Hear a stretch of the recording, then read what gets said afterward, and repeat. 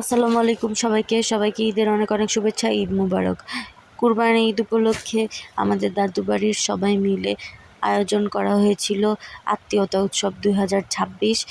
এলেঙ্গি আচার্য সরকারি প্রাথমিক বিদ্যালয়ের মাঠে এই আয়োজনটি করা হয়। অনেক দিন পরে পরিবারের সকলের সাথে দেখা হয়ে সবাই অনেক আনন্দিত এবং খুশি ছিল। দূরে দেখতে পাচ্ছেন ওই সাইডে আমার চাচারা সবাই অনেক দিন পর একে অপরের সাথে দেখা করে কোলাকুলি করছে এবং সকলেই খুব খুশি। এখন আমি আপনাদেরকে পুরো ভেন্যুটা দেখাচ্ছি। এই যেখানে একে একে সব আত্মীয় স্বজনরা আসা শুরু করেছে। এটি সকালবেলার সময়ের একটি ছবি।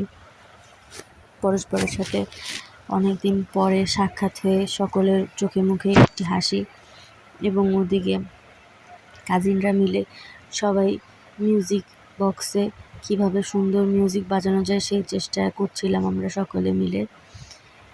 এছাড়াও এই গ্রামের মনোরম পরিবেশে অনেক সুন্দরভাবে আয়োজন করা হয়েছিল।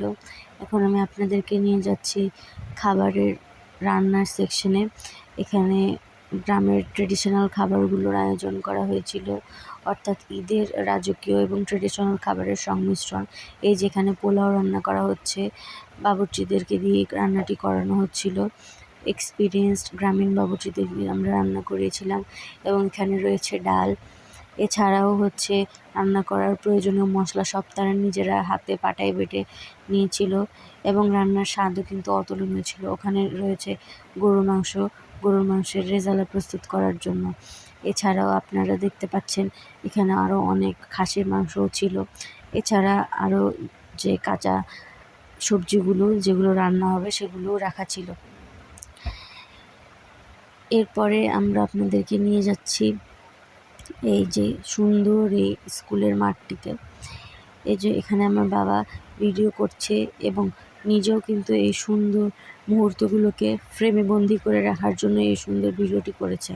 আপনাদের পছন্দ হলে আমাদেরকে লাইক দিয়ে আমাদের সাথেই থাকবেন। এই যে একটি ওভারঅল ভিউ আমরা দিয়ে দিলাম স্কুলটি কিন্তু অনেক সুন্দর, গ্রামীণ পরিবেশ হিসেবে ভালো। এরপর আমরা দেখতে পাচ্ছি খেলার যে কার্যক্রম তা শুরু হয়ে গিয়েছে, অর্থাৎ খুব সুন্দর করে আমাদের এখানে খেলার আয়োজন করা হয়েছিল 10 বছরের নিচের বাচ্চাদের জন্য, 10 বছরের উপরের যে বাচ্চা আছে তাদের জন্য, আমাদের মা চাচিদের জন্য এবং আমাদের বাবা চাচা এদের সকলের জন্য এখানে খেলার প্রস্তুতি চলছে। এবং এই যেখানে আমাদের মা চাচিদের খেলা, যেটা হচ্ছে বালিশ প্রতিযোগিতা, চেয়ারে বসে পিলো পাসিং খেলা। সবাই অনেক মজা করেছিল এই খেলায়। এই যে দেখেন আমার ছোট কাজিনরা কি সুন্দর করে গানের তালে তালে নাচছে, এবং সবাই খুবই এনজয় করেছে খেলাটা। খেলা শেষে সবার জন্য অসাধারণ পুরস্কারের ব্যবস্থা করা ছিল।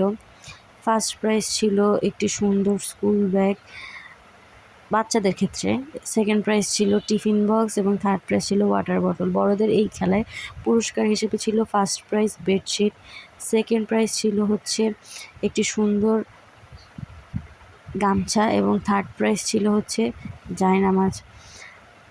এছাড়া আপনারা দেখতেই পাচ্ছেন সবাই অতি উৎসাহের সাথে খেলায় অংশগ্রহণ করছে, এবং খেলাটা কিন্তু অনেক মজার ছিল। মাঝখানে মাঝখানে বালিশ পড়ে যাচ্ছিল, সবাই একটু টেনশনে ছিল যে কে জিতবে। এখন একেবারেই ছোট বাচ্চাদের খেলা, সেটা গোল পোস্টে বল নিক্ষেপ। এখানে 10 বছরের নিচে সকল বাচ্চারা উপস্থিত ছিল। সবাই চেষ্টা করছিল, কিন্তু গোল পোস্টে বল ঢুকছিল না। গোল পোস্টের স্ট্যাম্পে ঠিকই লাগছিল, কিন্তু গোল পোস্টে বল ঢুকছিল না। তারপর শেষমেশ অনেক চেষ্টার পরে ওই খেলাতেও বাচ্চারা জয়ী হয়। এই যেখানে আমার সকল দাদা দাদিরা রয়েছে এবং আত্মীয় স্বজনরা রয়েছে, সকলেই খুবই খুশি। এই খেলাগুলো তারা উপভোগ করছিল। এটা খেলার সময় তোলা ছবি। সবাই খেলাগুলো খুব সুন্দর উপভোগ করছিল।